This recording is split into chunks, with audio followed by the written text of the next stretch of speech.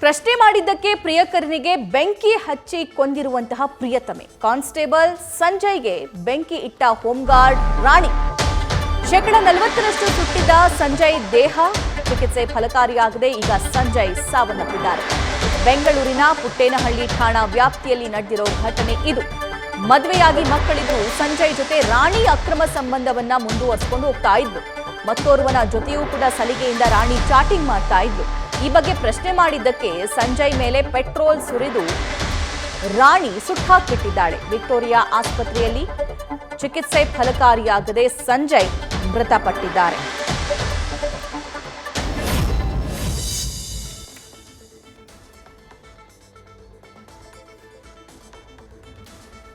ಇಬ್ಬರ ದೃಶ್ಯವನ್ನ ಗಮನಿಸ್ತಾ ಇದ್ದೀರಾ. ಮೃತ ಸಂಜಯ್ ಫೋಟೋವನ್ನ ಒಂದ್ ಕಡೆ ನೋಡ್ತಾ ಇದ್ರೆ ಅವರನ್ನ ಪೆಟ್ರೋಲ್ ಹಾಕಿ ಸುಟ್ಟಾಕಿರುವಂತ ಹೋಂಗಾರ್ಡ್ ರಾಣಿಯ ಫೋಟೋವನ್ನು ಕೂಡ ಗಮನಿಸಬಹುದಾಗಿದೆ.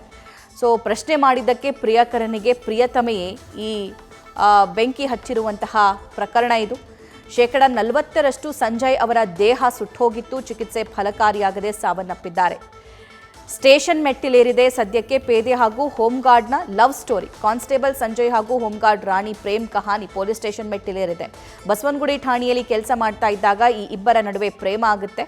ಸೊ ಮದುವೆಯಾಗಿ ಮಕ್ಕಳಿದ್ರೂ ಕೂಡ ಈ ರಾಣಿ ಈ ಕಾನ್ಸ್ಟೇಬಲ್ ಜೊತೆ ಲವ್ವಿ ಡವ್ವಿಯನ್ನ ಶುರು ಮಾಡ್ಕೊಂಡಿರ್ತಾಳೆ.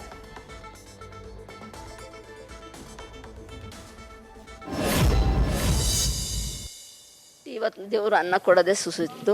ನಾನು ಇಂಥದ್ದೊಂದು ಅಧಿಕಾರಿಗೆ ಹಿಂಗೆ ಮಾಡಿರುವಾಗ ಬೇರೆಯವ್ರು ಮಾಡೋದು ಹೆಚ್ಚ, ಇದು ನ್ಯಾಯ ಒದಗಿಸ್ಕೊಡ್ಬೇಕಣಮ್ಮ ನೀನು ಅಂತ ಕೈ ಹಿಡ್ಕೊಂಡು ನನಗೆ ಸಾಯೋದನ್ನಂಗೆ 3 ಗಂಟೆ ರಾತ್ರಿಯಲ್ಲಿ ಕೈ ಹಿಡ್ಕೊಂಡು ಅಮ್ಮ ನಂಗೆ ನ್ಯಾಯ ಕೊಡಿಸ್ಬೇಕು, ಅಮ್ಮ ನಂಗೆ ನ್ಯಾಯ ಕೊಡಿಸ್ಬೇಕು ಅಂತ ಹೆಂಗೆ ಬೇಕು ಹಂಗೆ ಮಾತಾಡಿ ನನಗೆ ತಡ್ಕೊಳ್ಳೋಕ್ಕೆ ಶಕ್ತಿಲ್ಲ ಅಂತ ಮಗ ಹೋದ್ಮೇಲೆ ನಾನು ಹೆಂಗಿರೋಣ.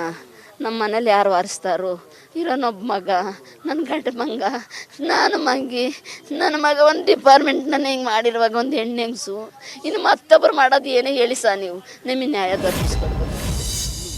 ಅನ್ನೋಳಂತೆ ಮೇಡಮ್ ಅವರೇ, ರಾಣಿ ಅನ್ನೋಳಂತೆ. ಜೀವಕ್ಕೆ ಬೆಲೆನೇ ಇಲ್ವಾ? ಯಾರನ್ನು ಇಷ್ಟಪಡ್ತಾ ಇದೆಯಲ್ಲ, ನನ್ನನ್ನು ಇಷ್ಟಪಡ್ತೀನಿ ಅಂದ್ಬಿಟ್ಟು ಅಂತ ಇವನು ಕೇಳಿದ್ನಂತೆ. ಹಂಗೆ ಕೇಳಿದ್ರೆ ನಿನ್ನನ್ನು ಬೆಂಕಿ ಇಟ್ಟು ಪೆಟ್ರೋಲ್ ಹಾಕಿ ಸುಟ್ಬಿಡ್ತೀನಿ ಅಂತ ಅಂದ್ಲಂತೆ. ಮನೆಗೆ ಬಾ ಅಂತ ಕರೆಸ್ಕೊಂಡು ಈ ಥರ ಮಾಡೋಳಂತೆ.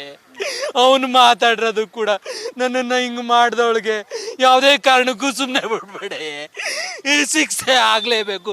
ನನ್ನ ಆತ್ಮಕ್ಕೆ ಮತ್ತಷ್ಟು ಲೈವ್ ಡೀಟೇಲ್ಸ್ ನಮ್ಮ ಪ್ರತಿನಿಧಿ ಅಂಕಿತಾ ನೀಡ್ತಾ ಹೋಗ್ತಾರೆ. ಅಂಕಿತಾ, ಈ ಸ್ಟೋರಿ ನೋಡ್ತಾ ಇದ್ರೆ ತುಂಬಾ ಹಾರಿಬಲ್ ಲವ್ ಸ್ಟೋರಿ ಅಂತ ಅನ್ಸುತ್ತೆ. ಹೆಚ್ಚಿನ ಡೀಟೇಲ್ಸ್ ಏನೇನಿದೆ? ಸದ್ಯಕ್ಕೆ ರಾಣಿ ಎಲ್ಲಿದ್ದಾಳೆ? ಅರೆಸ್ಟ್ ಆಗಿದ್ದಾಳಾ? ಕಂಪ್ಲೇಂಟ್ ಆಗಿದೆಯಾ? ಏನ್ ಮಾಹಿತಿ ಇದೆ? ಸಭಾ ಮೃತ ಸಂಜಯ್ ಮೂಲತಃ ಹಾಸನ ಜಿಲ್ಲೆಯ ಚನ್ನರಾಯಪಟ್ಟಣದ ನಿವಾಸಿ. ಸುಮಾರು 6 ವರ್ಷಗಳ ಹಿಂದೆ ಪೊಲೀಸ್ ಇಲಾಖೆಗೆ ಸೇರಿ ಕಾನ್ಸ್ಟೇಬಲ್ ಆಗಿ ಕೆಲಸವನ್ನ ಮಾಡ್ತಾ ಇರ್ತಾರೆ. ಆ ಮಧ್ಯೆ ಅಂದ್ರೆ ಅವರು ಕೆಲಸ ಮಾಡುವಂತಹ ಠಾಣೆಯಲ್ಲೇ ಇದ್ದಂತಹ ಹೋಮ್ ಗಾರ್ಡ್ ರಾಣಿ ಅನ್ನೋರ ಪರಿಚಯ ಆಗುತ್ತೆ. ರಾಣಿ ಮತ್ತೆ ಸಂಜಯ್ ನಡುವೆ ಒಂದು ಒಳ್ಳೆಯ ಒಡನಾಟ ಇರುತ್ತೆ. ಅದಾದ ಬಳಿಕ ಅವರ ಒಂದು ಸ್ನೇಹ ಪ್ರೀತಿಗೆ ತಿರುಗುತ್ತೆ.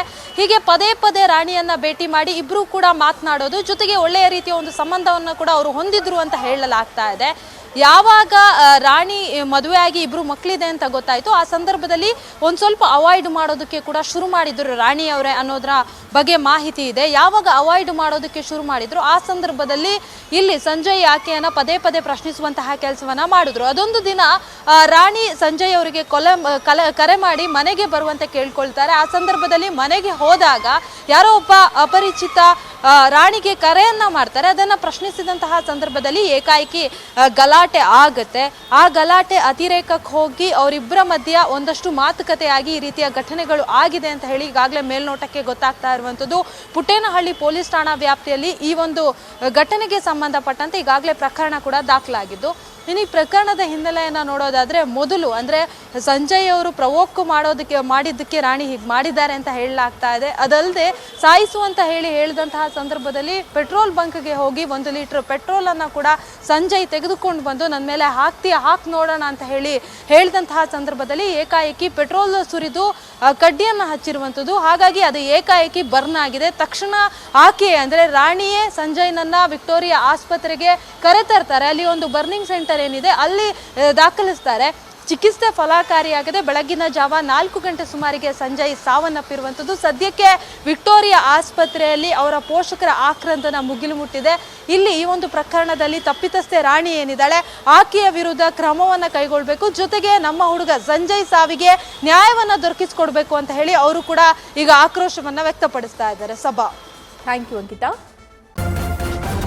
ನ್ಯೂಸ್ ಫಸ್ಟ್ ನಿರ್ಭೀತಿಯಿಂದ ನಿಮ್ಮ ಪರವಾಗಿ.